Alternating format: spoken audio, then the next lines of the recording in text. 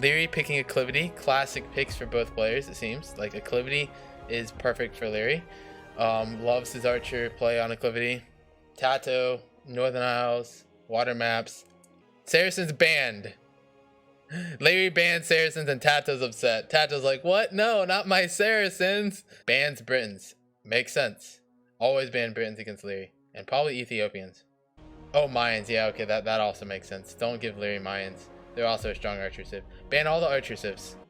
Yeah, Dravidians is such a weird pick. Tatars and Dravidians. I mean, Tatars for Acclivity makes sense. Pick your opponent's whole map first. I like doing that. Dravidians is for Northern Isles, probably, and Byzantines as a backup, maybe? Yeah, of course. Liereyy has the 10 out of 10 micro, for sure. Liereyy has more experience than TaToH? Seriously? Huh. I thought TaToH's been playing this longer. Yeah, Liereyy is a force to be reckoned with.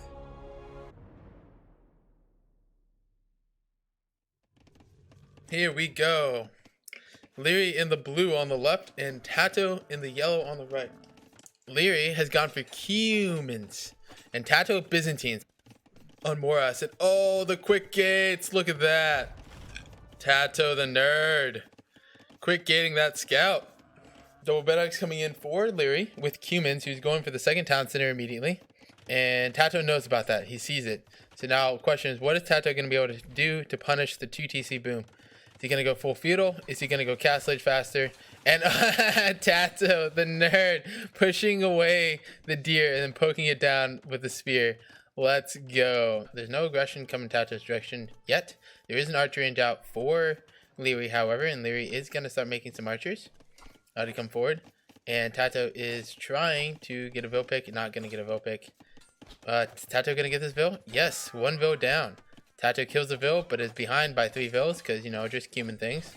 And there are archers in defense for Liereyy. Liereyy with the micro here loses an archer, ends up taking out the scout.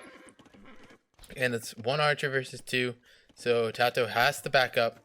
And meanwhile, Liereyy loses the scout on the gold. TaToH doing a good job picking it off while it was low. And TaToH is on the way up. Liereyy won't be too far behind. Here's the micro. Who's going to micro better? And yep, Liereyy, of course, gets 1 archer. And TaToH going in there with 4 to 3 ends up losing 2 archers for 1. With more numbers, loses more archers. That's just what happens when you're up against Liereyy. Liereyy is on the way up, is literally only a minute behind, and has a 10 Vil lead now. TaToH with the tech advantage is going for a forward siege workshop that Liereyy cannot see. So this is very huge. Also push Lierey's army back with skirmishers so that Liereyy can't see it. Crossbow coming in for Liereyy, and Liereyy might struggle against this aggression. This is going to be a 1 TC aggression from Byzantines, and Byzantines going for Maginot, Monastery, and a bunch of camels. Meanwhile, Liereyy, does not see the other gold, which is very problematic for Liereyy, because Liereyy only has 1 gold now, and it's on the TC that's about to be pushed. It's kind of like Pike Siege, but Camel Siege. And we've got some forward Vils for repairing. No one has gone to stone yet, so no castles in the near future.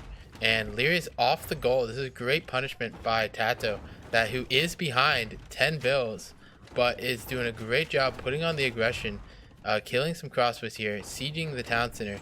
And Lierey's really struggling for wood, isn't going to be able to repair the town center. And Byzantines heal faster, which is really clutch. So the monks back there are going to be able to do a lot more in terms of healing. And more crossbows get rocked. Is TaToH really going to take a game off Liereyy? This is great pressure. Despite Liereyy having 10 more villagers, Lierey's idle time, worker efficiency last minute is down to 47% compared to TaToH's 72. The TC goes down, the camels are rushing in, the knights are going down, and the crossbows get flattened. Another town center immediately built in the same spot. Might even get denied with how this is going. Lots of camels. TaToH's selling a bunch of wood for gold. Had too much wood floating. The macro is a little struggling because of everything happening this game. And that TC is going to be, a lot of villas are going to go down. I doubt it's going to be denied, but it's literally going to get sieged a second later. TC goes up, and now just add another Maginot. It costs you half the wood to build it than it does to repair a town center. Just how town centers work. But Liereyy throws in the towel, calling GG. TaToH takes game number 1. Wow, against Liereyy. Very impressive stuff. TaToH in the yellow on the left. This is Acclivity. TaToH going with Tatars, and Liereyy did indeed pick Hindustanis, which is very surprising because I expected archers from Liereyy on Acclivity. It's a map that has been dominated by archers a lot in the past, but Liereyy is changing things up and is going for scouts instead. Opening scouts, gonna try denying the wall off here. Scouts are gonna pick a Vil, however. Nope, never mind. Spear pops out of the barracks just in time. The scouts aren't able to pick a Vil, and there are 3 spears on the field. I don't think Lierey's going to add another scout. It's going to be 3 scouts total. TaToH is full walled, however, and will be able to move out pretty easily. I'd like TaToH to move out quickly. TaToH pushing forward with the archers. TaToH with the sneaky archers. Liereyy looking for it with the 1 lone scout. Ends up not paying attention and loses the scout up there. But Liereyy is searching for the archers. He knows there are archers. He knows they're sneaking to his base, walling to the blacksmith from the wood line. And Liereyy has enough resources to go up to the castle age and is already on the way up. Hasn't actually made more units than those first 2 scouts. And instead, just kept TaToH at his base, tracking the opponent's army, and is now on the way up. TaToH with some archers is going to clean up 1 scout and going to make it to the base. Liereyy now knows where the army is. Liereyy is on the way up, but has absolutely nothing in terms of military to upgrade. Like, what is Liereyy planning on getting? Gets the first armor upgrade for the skirmishers. TaToH is going to be clicking up soon as well. Did Liereyy go up to Castle Age too soon? Is Liereyy going to get to Castle Age with no resources to do anything? Doesn't have the wood for town centers. Doesn't have the wood for buildings. Does have a stable, so we'll make a single camel, I'm guessing. But camels against archers isn't really ideal. We do have a forward build, so this is going to be a forward siege push, I'm assuming. Realizes that TaToH's army is entirely in his base, and so there's no military stopping that build from getting a siege workshop up. But doesn't really have the wood for it. Actually, no, probably will have the wood for it the moment he gets up, maybe? Or is that house for just vision? Opts not to go for a forward siege push, never mind. Builds a house for vision. Getting Bodkin arrow instantly. Has 7 skirmishers, which is not really an aggressive force, and is building a second town center. Okay, finally ended up having the resources for a second building. Goes for a second town center in the back on stone, so we might see a attempt for Gulam. Question is, can Liereyy survive long enough until he can get Gulams out to counter the crossbows? Elite Skirm now being teched, and TaToH going for the forward Vil is going to go for a forward siege push, probably assuming that the Hindustanis is just going to boom behind because their Vils are cheap, and it seems like that villager got caught out. The villager got caught out. The spear is coming though, and I think that villager will survive. Liereyy now knows that there was a villager out, and TaToH is going to go for the siege workshop on the other side of his base rather than forward. He's going for a second town center at home, so it's going to be 2 TCs to 2 TCs, and there are crossbows moving out across the map against Elite Skirm, but there's a lot of crossbows, not very many Elite Skirms, and Lierey's going to micro that all day long. TaToH needs something to counter the Elite Skirms, and is making Maginals. The nice quick walls from Liereyy. And the crossbows get cleaned up without killing a single Vil. Third town center coming down for Liereyy, who only has 4 in stone now. Does want Gulam, but doesn't need it as soon. And TaToH is going for the 3rd TC to not fall too far behind. So TaToH is doing a great job with pushing forward and staying very neck and neck in terms of economy. TaToH backs out, doesn't want to go in too deep despite having the military numbers to deal with it. Doesn't want to go too deep in. And TaToH just repositioning and going in a different direction is going to force Liereyy off that gold. TaToH just trying to find damage somewhere. Doesn't even know about that gold. If he had known about that gold, he would have gone in. That villager is about to die, walking to go build an outpost, and RIP, Deadville. And now Liereyy knows where the army is, however, and this town center is going to get sieged. Doesn't see the opponent's Maginot yet, and Liereyy, oh no, the classic mistake of walking the town center, or the Maginot under the town center, but doesn't matter, gets a 2 for 0, and ends up killing both Maginots for TaToH, which is really good. However, TaToH now has the economy lead over Liereyy. So TaToH doing a great job booming here, and oh my gosh, the Maginot micro here. TaToH losing only a handful of crossbows and manages to get out of there. Although the skirmishers are chasing him down, he's going to lose quite a few more crossbows. Maginot v Maginot trade, both miss attack rounds. Monk gets killed, no sanctity, RIP. A 4th town center for TaToH trying to boom behind this. And just passing. Just passing. Gee, the Maginot and crossbows just completely passed each other. Neither player patrolled them. Yeah, okay, TaToH notices it. And great dodge, great dodge. Oh boy. TaToH gets the Maginot shot. and trades 1 for 1. And Liereyy pushing back the crossbows with the elite skirm. There is still a Magno alive, but it is very low HP. Liereyy now getting the first armor upgrade for the camels. Magno does a great shot against the skirms, kills 3 of them, but goes down. And oh boy, it's a doubt castle. Liereyy was not expecting a bunch of crossbows to show up in the south of his base, and ends up having to abandon that castle. Oh, the crossbows in the back here on that gold. Oh, it's gonna be huge. Liereyy has to abandon the gold.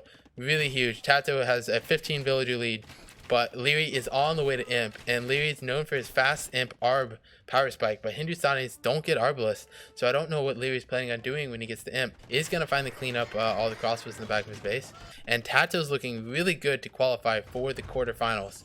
TaToH really using the market, wishing he was Saracens, buying a bunch of food, selling a bunch of wood, and is about to click up to Imp. Liereyy is planning on going to Camel, full Camel, heavy Camel with the last armor upgrade. To push everything back, and it might actually work. Oh boy, the wise approach here, already taking it to Pikeman, realizing, okay, what is my opponent probably going to do in Imp? They're going to go for heavy camel. It's their best comp to play against the TaToHs. So let's go into Pikeman. And Liereyy is saving this town center somehow. Snipes all the Mangonels. Oh boy, all the Mangonels go down. The last armor for the heavy camels is in. Liereyy is going for another castle, has a Treb already, and oh no, there's going to be a doubt TC. Oof. Is TaToH going to notice? TaToH, you can deny that. And oh my gosh, the wall loss from Liereyy. Doesn't quite wall him off because there's still that other edge, but ends up almost trapping all those knights, and more knight raids are coming in. TaToH's finally in Imp, going for Halberdier first tech. Liereyy really needs to make something happen. Very far behind economically and militarily. But these crossbows, even without Arbalists, are doing so much work. Elite Keshik coming in now. The opponent does have heavy camels, but the Keshik still are really good units. As long as you have the Halbs and crossbows to deal with the camels, the Keshik should be good. Is Liereyy seriously using Trebs to kill the crossbows? And it's working. Liereyy is killing crossbows with Trebs. Did leave the Trebs very exposed, and so TaToH is going to clean up 3 trebuchets for free. But the Trebs did some work against the archers, killing quite a few. TaToH does lose all the Keshiks and only got 2 Trebs, so it definitely was not for free. Liereyy is trying to push across the map with the heavy camels, does doubt a castle from TaToH. TaToH having to abandon that position. Does have Halberdier to deal with the camel, but it's so slow it's going to be really hard to prevent all the raids. TaToH has 5 relics and is 180 pop against 130. Liereyy is losing his entire base, and Liereyy is looking to not make it into the quarterfinals this round. And TaToH takes it 2-0 against Liereyy.